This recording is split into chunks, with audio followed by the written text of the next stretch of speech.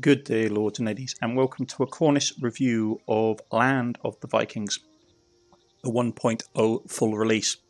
Now, before we dive into this, some of you might be wondering what has happened with my channel this current week. I was supposed to be back to publishing videos after a bout of illness, and there's no videos forthcoming. Well, the issue is, at the time of recording, my internet is well and truly balked.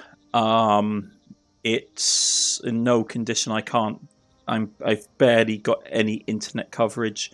I believe some damage has happened recently due to bad weather, and my internet provider is trying to fix it. So when you see this video, pretty much means my internet has been fixed. Because at the moment I can't post anything, so I've got a whole wad of content waiting to go up on YouTube that I can't do anything about. But back to the task at hand. The developers of Land of the Vikings asked me to do a review of their full release version of the game. I know we have a series ongoing, but I wanted to sort of step forward in time with one of my own saves to show what a later phase settlement looks like. If you look here on the world tree, you can see we're pretty far. We're not all the way in, but we're pretty far into it. So we've got stuff like warrior huts unlocked, defenses. We can train heavier equipped troops. We can build better buildings. All that jazz.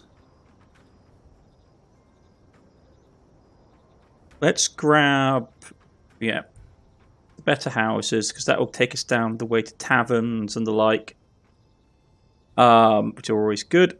We also have stuff like runes now unlocked from doing stuff like festivals. We can spend various resources to get various benefits and buffs. We need to, and they still have some to unlock. Explore 10 villages and complete one raid to unlock. So you can go war, village prosperity to unlock reach population to 250. Build 3 idols. As you can see here, we have various features like a shipyard. So we can build more advanced ships, such as a warship, trading ship. We've got fishing boats. We've got trading ships. We've got a war dock for our war fleet. As you can see here, if you go to our management section and go jobs, we have various bits and pieces. We also have stuff like sea on the expedition, host, miners, carpenters, like the standard stuff. But we do have warriors. If I remember exactly where our warriors are shown, I do think we need to tick time forward slightly for things to pop back into alignment. I don't think we have anybody out at sea. Yeah, there we go. So if we go, it takes a second for the game to basically rejig itself. So we go to warriors. We have 10 light warriors and 11 archers. And we have been raided a few times. Once you get over a certain level of prosperity, people start to take issue with you. So you do need to start training up troops, training up soldiers. We also have some stuff like various levels of mines built. Different resources being gathered, coal, iron ore. So we have all the primary things done. Our resources aren't great though, so we should probably order trees and stuff to be cut down. This is a fairly not super late. I'd probably say if we look at the tech tree, probably middle ranking, sort of middle part, late middle part of the gameplay cycle. We've built up defenses. We're expanding out and doing various things, and we have all the core needs sort of covered. As this is the 1.0 release, we are going to take a look at the settings menu. First of all, we have gameplay. We have a nice array of languages, as you can see here. We have click to focus camera on buildings, autosave, always nice to know, data collection, disasters, I will say I have some comments on the disasters in the full release. Graphics wise, nice array of options, which is always nice to see. Sound wise, not bad. So ambient sound, music effects, and master volume. Always good to see that you have options to individually toggle those. Controls, pretty basic, but the game doesn't have a lot of controls that you need to worry about. And control input, you can remap everything, which is actually very nice to see. So a rather straightforward but effective setting system. You have the compendium up here, which basically tells you the basics of the game and how various things work, which is always a nice way of refreshing. You have a way to basically leave feedback. So it's pretty efficient. Now, there is... I'm not going to lie, I do have some views on this game. I like it a lot. Land of the Vikings, I think, is a really nice little title. But there are some things I really do believe they could really do with improving. One of them, if I'm being honest, is the ability to basically remove houses or put basically... It'd be nice if they had like a box and you could basically just drop this in and it automatically replaces the thing that's underneath it if it basically can fit into the space that the thing is in. Because instead what we have to do now is that we have to click these buildings and demolish them by hand, and then let's see. Yeah, let's give an example. Say we want to demolish this house. We're going to demolish this house, demolish both these houses, so they're now gone, and we need to basically put something in their place. I really now hope that it allows us to do that.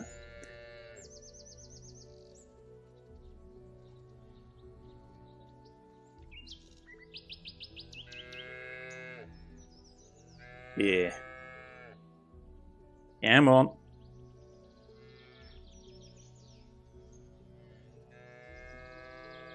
Come on. Maybe it's colliding with something, is that it?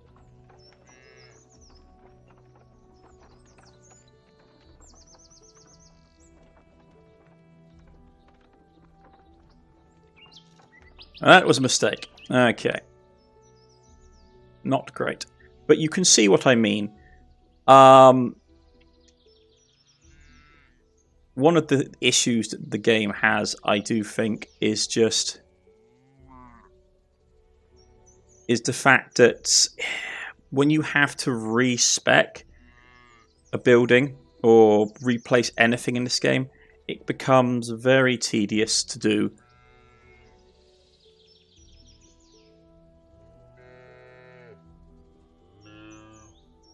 So let's get that down.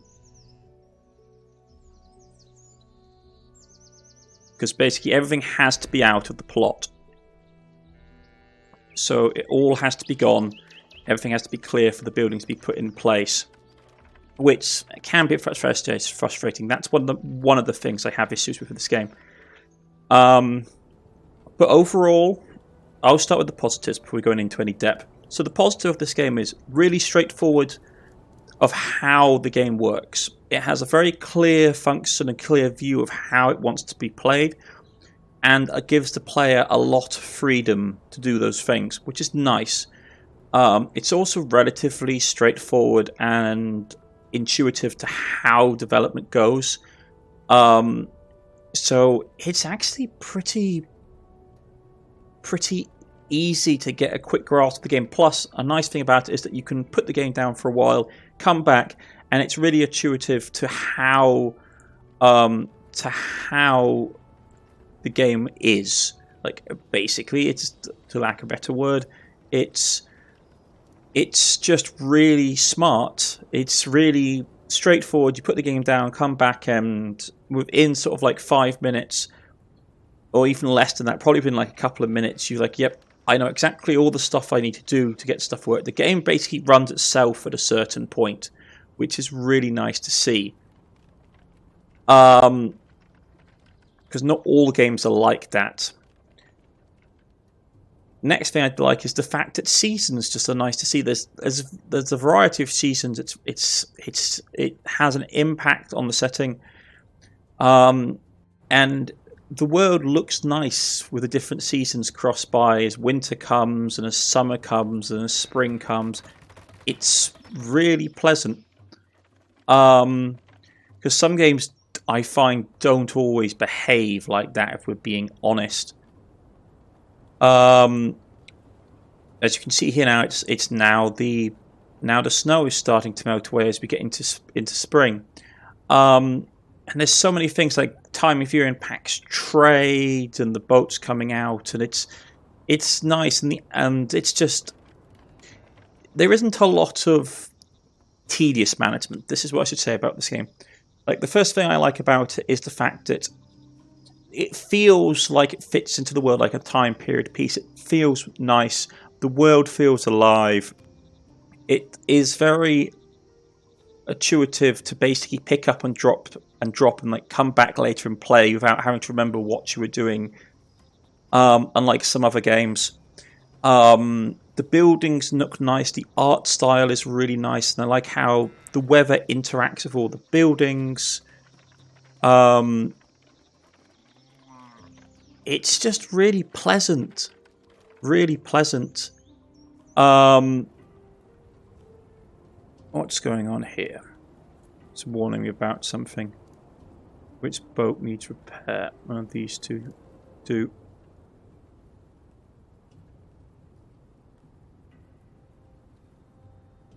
So let's do repairs.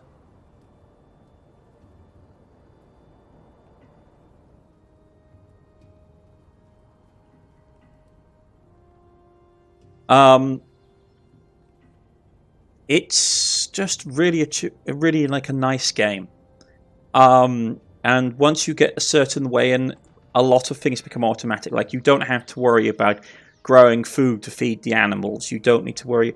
There's not a lot of micromanaging in this game. Like, for example, in RimWorld, where you need to grow hay or other food stuff to feed your animals.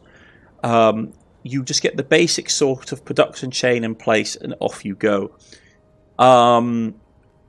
Though sometimes you do miss the slight complexity of things, because once you get everything sort of set up and going, it can be a bit easy just to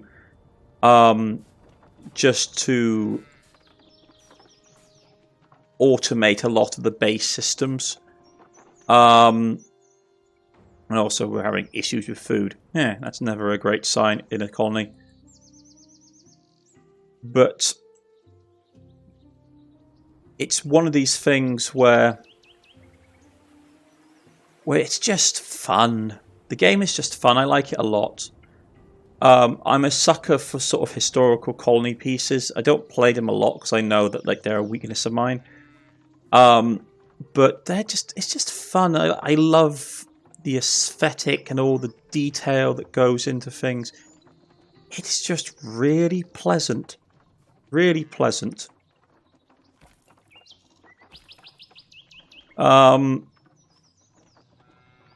But there are some things which I do have issues with. Predominantly amongst those, my primary issue is with the cataclysms that affect your settlement. They happen a bit too frequently for my taste.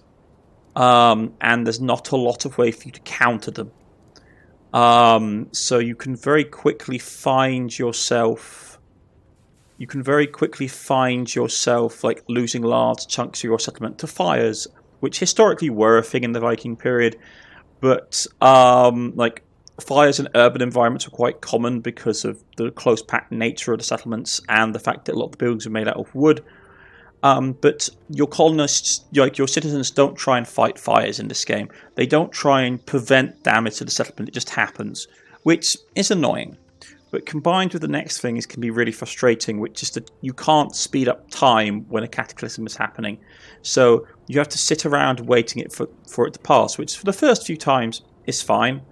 There isn't like a lot of issue because obviously you want to see what's going on. Later on, though, this can become quite tedious. So it can be a bit of an annoyance to sit around waiting for things. Let's get that ship out. We'll auto-select crew.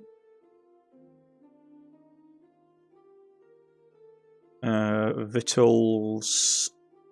We haven't got a ton of supply, to be honest. I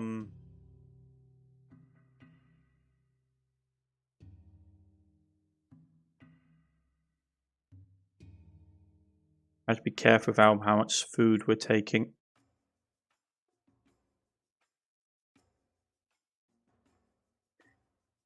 Okay, so what do we want to sell as tradables? Do you have quite a lot of winter clothes? So let's sell some of that. Actually, let's take 15. We do have some herbs. We don't have a ton of stuff to trade, in all honesty. And iron production is low. Let's get some coal done. Okay. And we'll get the ship going and off they'll sail. Like I was saying, I only have real free faults with this game. The rest of the game I really like. I like how the settlements look. I like how the building and the intuitive nature of the gameplay is and how the seasons affect. I would like the maps to look a bit nicer. They look a bit bland. This is me playing on relatively good graphics. But there are things that I don't like. And it's not really the game's fault per se, but it's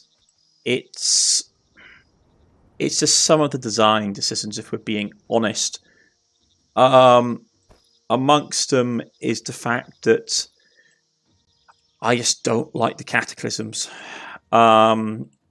By and large, the inability to skip past them once they're happening, and the fact that there's no way to sort of mitigate the impact. Like, you can't put wells down to give the houses within the radius of the well a degree of like protection from fires. There's a limit to how much you can actually do to prevent things, which I find a bit frustrating. There's also the fact that they're really just nasty. They happen and they really set you back, because like if you have a big settlement and you have an earthquake or a fire, or multiple fires, they really heed your progress in the game. So I don't know. It'd be nice to have ways to counter some of them, like for example, like wells to slow down the impact of fires, or have your villagers try and counter fires by having by like putting themselves at risk. So maybe if you don't invest in having things to prevent fires, your citizens are more at risk of dying. Would be interesting. I do like that how the houses look as time passes. The houses look older, which is always nice to see. They start to get greener and mossier, and it's nice.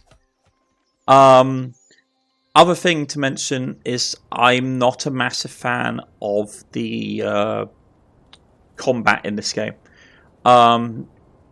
It's unlikely for us to see any combat in this video just because of the time it takes. But the way it basically works is that you have two basically it's almost like a bit like Risk. You have a screen window pops up when the enemies attack, and you pick various choices, and there's a bar that either goes up and goes down.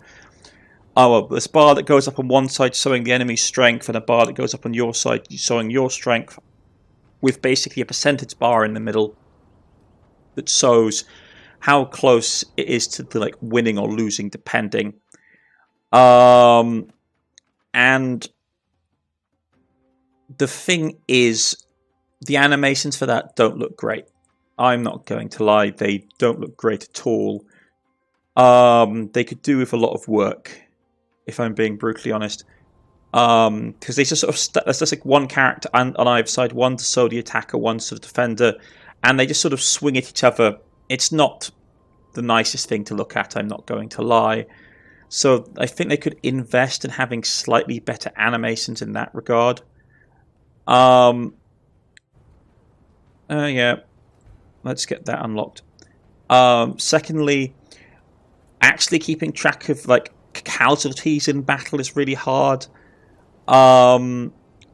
Your villagers, it's like you can track how many villagers you have lost, but the enemy it's harder to do unless you're keeping an eye on their numbers, basically, because the totals are depicted across the top and it goes up and down depending on various things. But you get notified of your casualties, where you don't get notified of the enemies, which in some ways is realistic. Other ways, yeah, I just think it's easier if you just sow both of them. If you go to sow one side, you can sow the other. And like I said, I think the game needs more animation as well when it comes to the screen. How they go about that, I don't know. I would maybe say having maybe like more characters on screen, like having a better breakdown of sowing of what factions are actually defending which locations would be nice. Overall, though, the game is good. Like, my view of the game is it's a really good game. Is it perfect? No. The cataclysms can get a bit annoying, especially later on in the game when they have more and more of a negative impact on your settlements, because just the amount of time it takes you to rebuild everything. And like I said, as important as like the melee is in the game, like the combat, like the battle mechanic, I do think they need to go back and look at the battle mechanic. But if you like colony builders, this game is really worth your time. 1 second, folks. What's happened here? Is really worth your time. It's a lovely colony builder. The graphics are nice. It feels lived in a way that I haven't felt with a lot of colony builders for a long time. It feels properly nice and rustic and feels lived in. It's nice. Is it perfect? No. Like, I think a bit more time could be spent with the graphics of like of the nature. It looks a little bit bland, and this is me playing on relatively high graphics. And I'd like to have been like, I know you can put bends in the road. I've done it here and done it in other places. It's not the easiest thing to do. The game tends to be more assigned to like making straight roads. It would be nicer if it was easier to put bends in. But besides that, I like the game a lot. There are some areas, like I've said, that need improvements, like the Cataclysm system, and I think a lot of the Cataclysm problems would be solved if you had ways of reducing the impact late game. Like, for example, putting stuff like statues in to prevent lightning strike, like large statues, or wells to counter fires, and like if you don't have them, your citizens are going to try and put out fires and the like, but at the cost of like people getting injured or dying would be probably a nice balance to it. And I will say, like, the main weakness of the game, I feel at the moment, is the battle system. Just the visual appeal of it needs to be reworked, I think, or at least tweaked quite heavily. But overall, Land of the Vikings is still a really nice little colony game. I like the look of it. It's just pleasant. And you can lose. I've played like 17 plus hours of this, and I'm doing a series of it on my channel. It's just nice. It's a nice game. Like, is it the most groundbreaking game in like colony builder in the world? No. But it has a lot of really interesting mechanics. The time period always interested me. The feel of the game is really interesting. And I think this game has a lot of premise, like a lot of promise, and a lot of, if you want a nice, interesting period colony builder that's not set like in like the 16th, 17th, 18th century, or basically prehistory. This is like, there are very few games that are set in this kind of period. There's a few medieval ones, but this counts like early medieval, and you can tell with the architecture and the style of the buildings. It's just really pleasant. It's just a really pleasant. Yes, we go. Here comes, and like here comes back our trading ship. We sold our products. Fantastic. It's just nice. That's all I have to say about it. It's just nice. And I think the game is well worth your time picking up. If you're a fan of colony builders, it's well worth picking up and sinking hours into. I'd be interested to see how they do DLC for this game. But it's just really pleasant. It really is. Little nitpicky things like the cataclysms and like the battle screen, yeah. But besides that, overall, I really like Land of the Vikings. I will say there are some one or two other things I have forgotten to mention as well. Like some of the clipping for like the defenses into terrain. I do think the developers just should allow you all like walls to go into the terrain and stop, just so that it feels properly blocking off. Because a lot of the times you have like gaps, and it's like, yeah, not great. I mean, the defenses don't really do anything per se because you're never really attacked on this view screen. You're attacked like in a separate window. But besides that, the game is really solid. I have a lot of fun with it, and I suggest you pick it up. Just a disclaimer, though, I was given the game as a press review, so would I have bought it? That's more of a debate. I tend to be very limited in what games I buy nowadays, but like this is a really good game, and if you like colony sims, which this is a really good colony sim game. Really knows what its target and what its objectives and what its aims are as a title, and it does it really well. But I've been Cornish-knight. This has been a Cornish review of Land of the Vikings, and I shall see you all again next time, hopefully when my internet is working in better condition. Goodbye.